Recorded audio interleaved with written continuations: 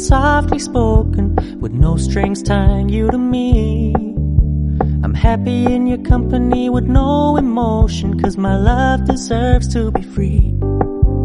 I never wanna look at a house in the garden, I never wanna lock you down. I know you're not mine, it's just my turn, but we can still have fun for now.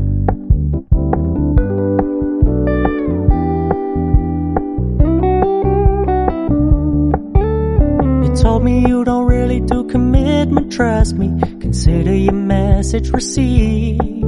When you said you couldn't take us too seriously, I must admit I was relieved. 'Cause I never wanna play happy families with you, but I like having you around. I'm fully aware this is a flash in the pan, but we can still have fun for now.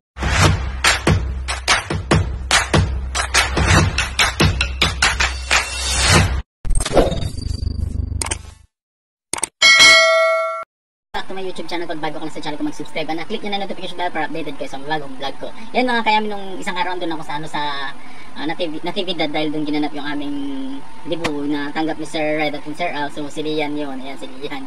So doon siya nag-reception sa RPN Resort. So magpapakita lang ako ng konting silip ng kaganapan namin there dahil nga hindi ako masyadong nakapagkuha ng video dahil sobrang nakakapagod din kasi dadalawa lang kami ni Larry James. Kasama ko si Larry James, and then maganda yung kanyang reception, maganda rin yung ambience sa may RPN Resort. Marami silang rambungan ng rambutan pero bawal daw mamitas. Tapos nung naglibot-libot din ako, okay naman yung area, pero ang nakaka-disappoint ng guys sa debut ni Lian yung catering. Why? Kasi alam ng catering na makeup artist kami, nandun kami sa isang room kasi yung pila ng pagkain is mahaba. So dapat ang mangyayari sa amin is kakain kami, kukuha na kami, sisingit na kami kasi sobrang haba nung pila ng pagkain. But pinaalam namin kay Kagawad kasi yung mama ni Lian. So pinaalam na kuha na kayo doon, pwede, sabi niya, kasi nga magme-makeup kami ng sasayaw, dancer yung sasayaw ng kotilyon. So alam mo ba, nakasagutan ko, hindi ko alam kung owner yun ng catering ko, at nakasagutan ko dahil sabi niya, kahit na sabi niya kasi makeup artist daw kami, pumila kami. So alam mo, nakaka-disappoint kasi alam niyang marami kaming trabaho, tapos ganun yung sasabi niya, at so ba sinabi na nung may-ari. So yan sa catering na yung shout out sa iyo. So yan, hindi ka dapat nagsiservice ng ganyan. Actually sumasama din po sa catering, yung rate nyo sa akin 0. Ayan, so papakita lang ako ng konting silip sa ribbon ni Lian.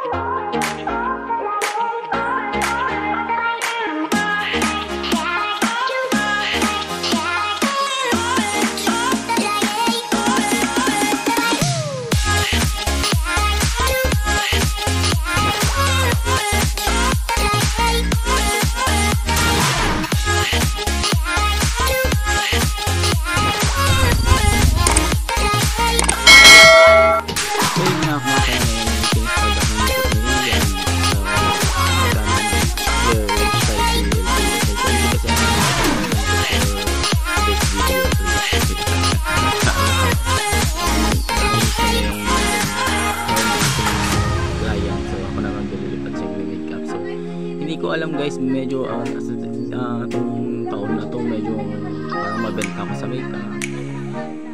Siguro na lumalabas na rin dito yung kakayahan ko pag sa tagal ko ba naman naging makeup artist yan, parang nagagamay ko na yung pag makeup. So kaya kailangan ko din ng assistant kasi ayoko nang ma-hassle pa sa ano. Although marunong naman ako mag-hair, pero ayoko kasing na-hassle ako. At sa mga kaibigan ko yan si Larry James, so kailangan lagi ko siya kasama. Matatanggal kasi yung stress ko pag siya ang kasama ko. So ito yung I think second gown niya. Yan. Second, third. Kasi ang ginamit niyang gown dito is ano, nasa 8 na pirasong gown. So hindi ako masyadong nakapag-video dahil nga medyo stress yung debut na to.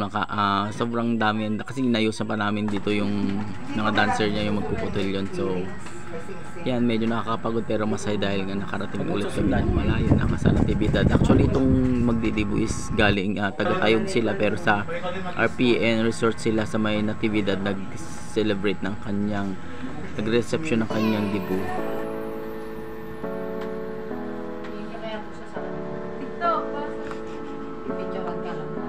Hindi ko kuha lang ako ng video.